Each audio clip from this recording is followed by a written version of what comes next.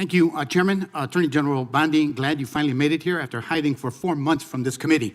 I understand why you're hiding from us. Chairman? You're one of the worst attorney generals in our history and an instrument of Donald Trump's lawless authoritarian agenda, and I'm glad the American people are seeing who you are. This may look like a heated partisan exchange, but it's actually a referendum on the independence of the Justice Department. What's really being tested here is whether federal law enforcement operates under neutral authority or political alignment. This raises broader questions about prosecutorial discretion, separation of powers, and the limits of executive influence. In this video, we'll break down how today's confrontation exposes deeper tensions about accountability, oversight, and the rule of law in America. Illinois is recognized. Thank you, Chairman. Attorney General Bondi, glad you finally made it here after hiding for 4 months from this committee. I understand why you're hiding from us. Chairman? You're one of the worst attorney generals in our history and an instrument of Donald Trump's lawless authoritarian agenda, and I'm glad the American people are seeing who you are, how you act, and the lack of good values. You weaponize the Department of Justice to target immigrants, working families, and anyone that Trump deems an enemy of the state, all to protect real, powerful criminals, including in your administration. My Democratic colleagues have focused on your cover-up of the Epstein files and your passion for protecting pedophiles and child traffickers. That alone is grounds for impeachment. But there's so much more to your corrupt tenure as Attorney General. You directed prosecutors to investigate elected officials in welcoming jurisdictions, and you got thrown out of court when you sued Chicago, Cook County, and Illinois. You directed prosecutors to prioritize low-level immigration cases while gutting enforcement against corporate criminals and public corruption. You revived draconian law of 1798, which should be repealed to illegally send people to a torture prison in El Salvador. You fired over 100 immigration judges, including the assistant chief immigration judge in Chicago, without cause, and installed unqualified military judges whom you instructed to deny asylum in violation of the law. You prosecute the president's enemies like Jim Comey and Tish James while giving impunity to federal agents who are murdering and brutalizing and terrorizing constituents, including in Chicagoland, in my neighborhood. I saw it last year firsthand. You and Kash Patel covered up the murder of Silverio Villegas Gonzalez in my district by ICE agents. You tried to investigate Renee Good instead of the ICE agent who murdered her, and you tried to cover up the murder of Alex Preddy by CBP agents. You bring fake charges against protesters like the Broadview Six and Marimar Martinez, whom your administration labeled a domestic terrorist. This is the Montessori teacher who lived in my district, while protecting thugs who terrorize us and DHS authority. That's what you do.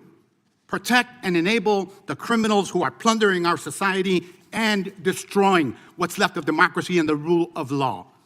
Epstein accomplices, mass DHS thugs, corporate criminals, Tom Homan, Eric Adams, insurrectionists, the list goes on. And you talk about fighting crime, but you protect any criminal who helps you and Trump turn our country into an authoritarian gangster state.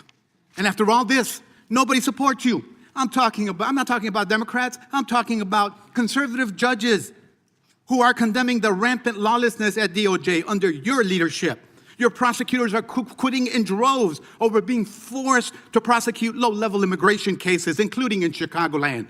Your MAGA base despises you because you're covering up the Epstein file. How ironic. And even your own boss has repeatedly complained to your staff about you, calling you weak and ineffective. Weak and ineffective.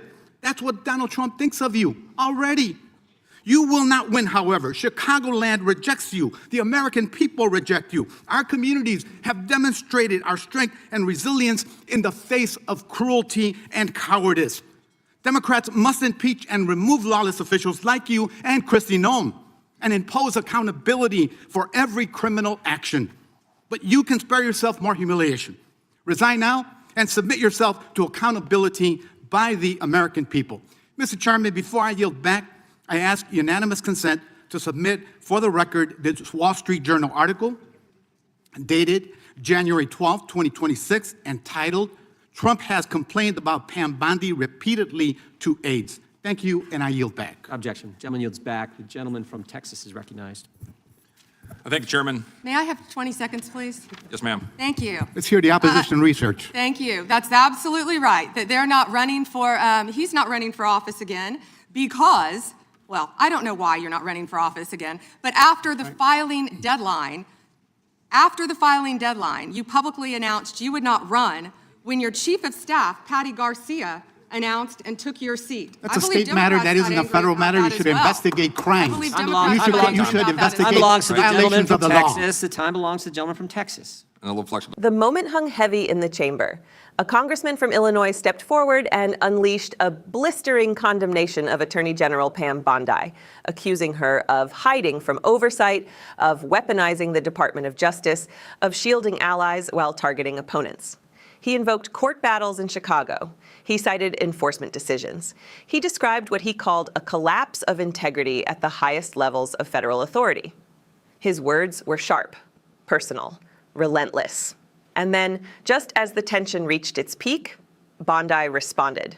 Not with outrage, not with retreat, but with a pointed reminder of a controversial political maneuver back home in Illinois. After the filing deadline had passed, she noted, the congressman publicly announced he would not seek re-election. And his chief of staff stepped forward to take his place. That's a state matter, came the interruption. You should investigate crimes. In those brief seconds, the focus shifted. This was no longer simply about ICE enforcement, immigration courts, or federal prosecution priorities. It became a confrontation about power, about process, about whether those who accuse are themselves immune from scrutiny. What unfolded in that exchange reveals something deeper about this moment in American politics. Congressional hearings are designed to be instruments of oversight, a constitutional check on executive authority. But increasingly, they have become arenas of spectacle. Rhetoric rises. Accusations intensify. Each side frames itself as the defender of democracy and the rule of law. Representative Jesus Chuy Garcia's remarks were not subtle. He accused Bondi of corruption, of shielding powerful interests, of undermining justice.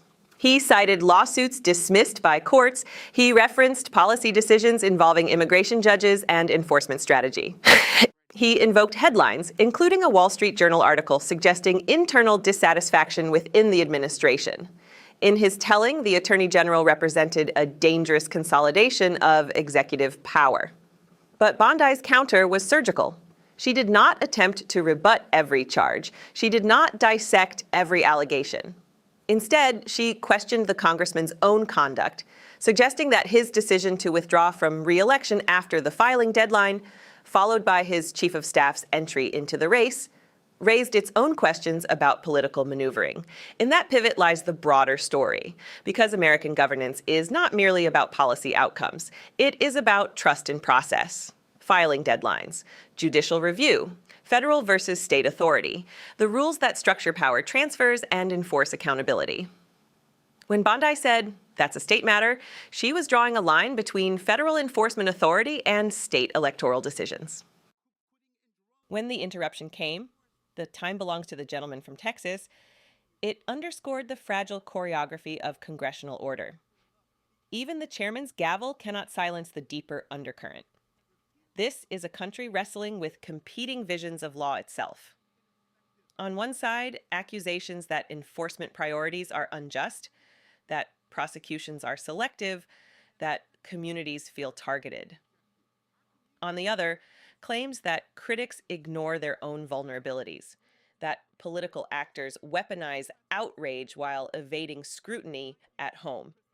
And hovering above it all is the American public, watching as representatives invoke words like authoritarian and lawless, watching as an attorney general stands her ground, watching as headlines are entered into the record, watching as time limits cut off rebuttals. What does it mean when trust erodes so deeply that even the institutions designed for accountability are perceived as battlegrounds? It means the stakes are larger than any single exchange.